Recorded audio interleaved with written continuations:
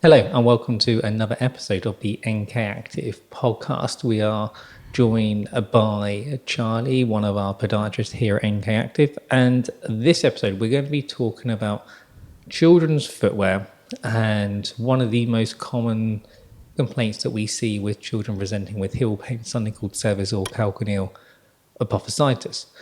So, children obviously going back to school, and all the shoe shops will tend to get really busy now with parents rushing to try and get their children their shoes ready to go back for term.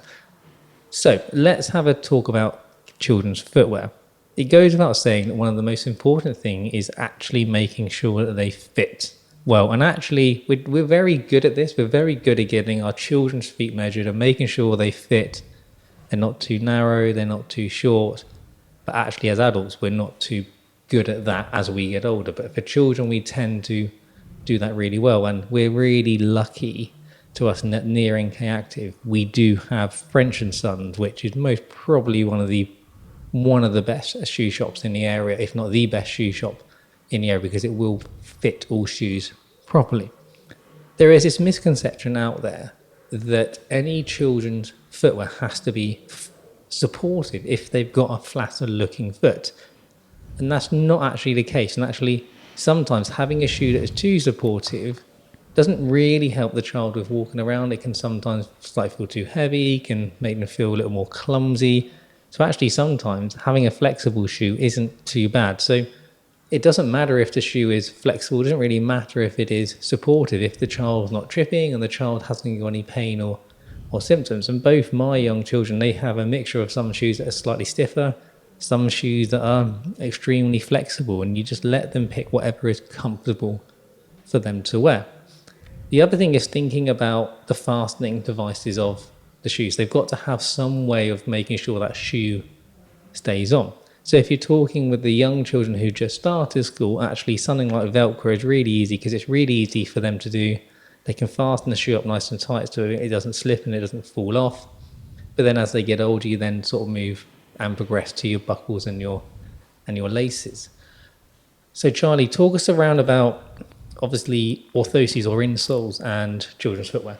Yeah, so for some children, they may experience pain in their feet, that actually the use of foot orthosis can be really helpful to support them in their duration of activity that they're doing. So sometimes the musculoskeletal structure is maturing, and part of that means that some of the soft surrounding tissues within the foot and lower leg are sometimes tighter or more lax. And so sometimes the children are having to use their muscle groups harder and for longer periods of time, and therefore they can get symptoms. So orthosis in footwear can sometimes for a short period of time just be a tool that is used to help that child be more comfortable.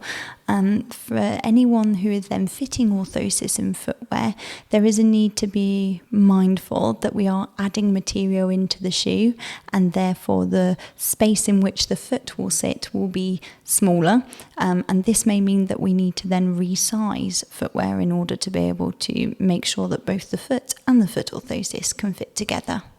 And there are some good brands out there. There's a brand called calcaneus that actually make these beautiful children's shoes that will fit for orthoses in really well. And then some of the other brands that I personally like because the materials are nice and soft. There's a brand called Bobucks, and then you've then got your other brands like Startrights. But when Charlie is speaking about orthoses, the one thing, we're going off topic slightly, is that it's a common thing that we see in clinic of my child has flat feet, I need to put insoles or orthoses in the shoe. And in 90% of the cases, you don't need to worry about it.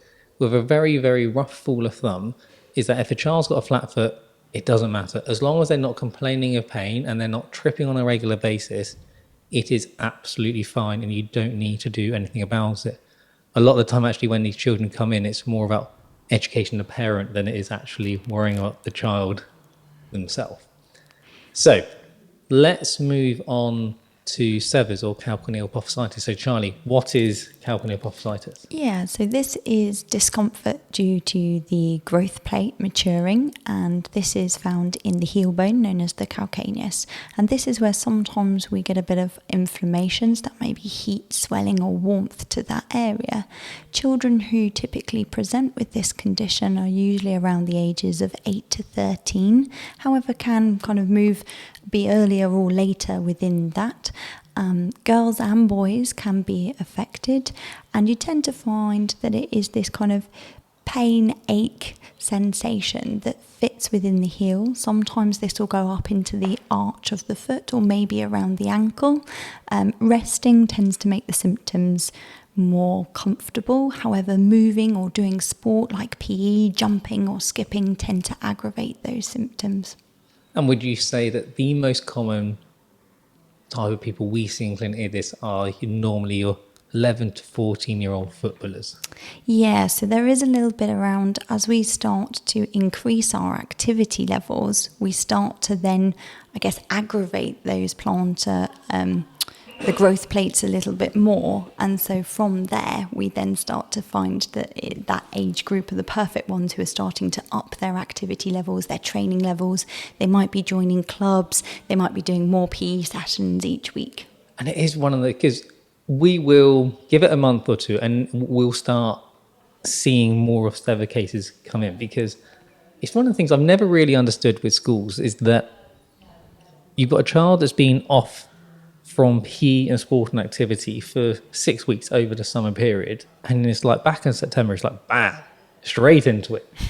And it's then just like you go from a period of reduced activity. Okay, they may be running around and doing sports and whatnot during the summer holidays, but quite often there's no structure, there's no consistency to it. You then sort of say, right, I'm now going to do PE twice a week, football 2-3 times a week, and then some after school club.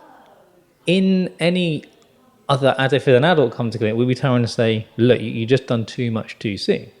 And I think a lot of these children, this is why I think we see that burst of severs around the sort of October time in clinic, because they go back, they spend 4 weeks doing lots of activities, they have a bit of a growth spurt, their foot flares up. And a lot of, I think, is when we talk about the management of this is just managing that load appropriately. And I've had discussions with some of the schools, and it is a case of why isn't there a staged approach back into doing things? And it's one of the things I just don't really know why it doesn't happen. But I do appreciate it would be a logistical challenge to try and make sure that is done consistently throughout the country. But there is definitely a pattern of children going back to school and then children come to see us in clinics 4 to 6 weeks after school started again in September.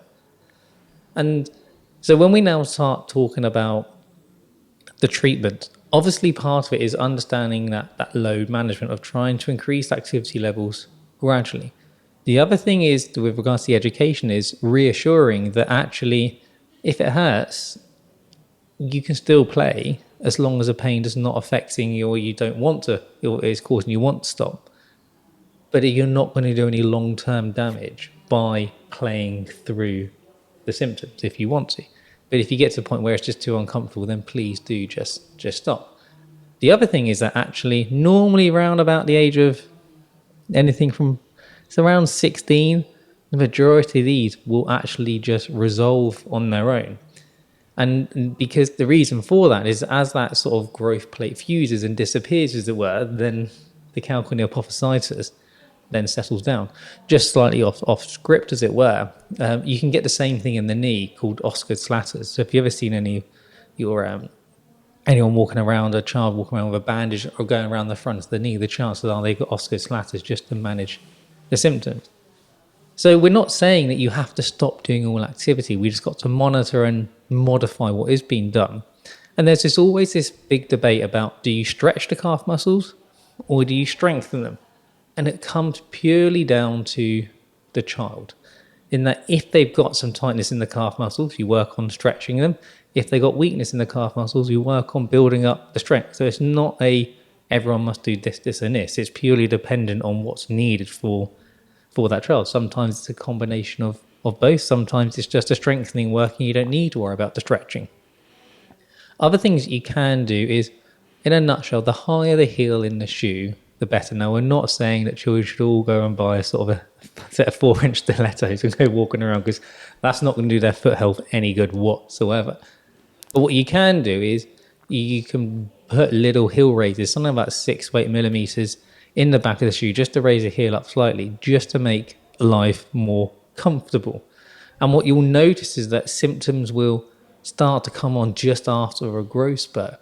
And I do appreciate, as a parent, sometimes you don't realize actually how much your child has grown, but actually if you can see it, trying to put those heel raises in just when that growth spurt is happening can just sort of preempt and offload to try and reduce the risk of things flaring up. The other thing people always ask about is, do I need to put insoles in the shoes?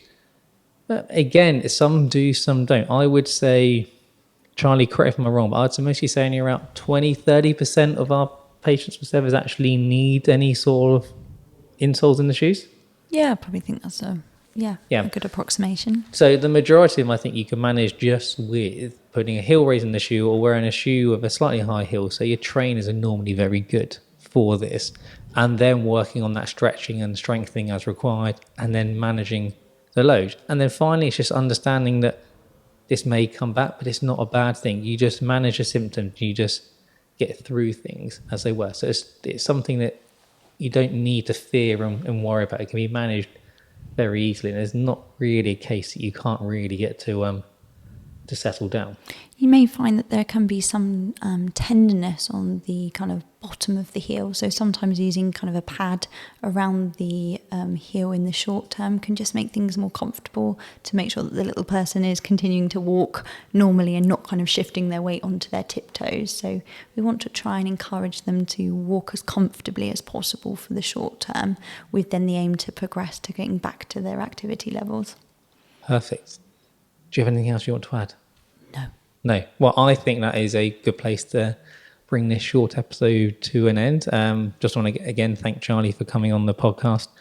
Again, please do subscribe. If you do have any questions, please get in contact or post them below. And we shall see you on the next episode. See you later. Bye. Bye.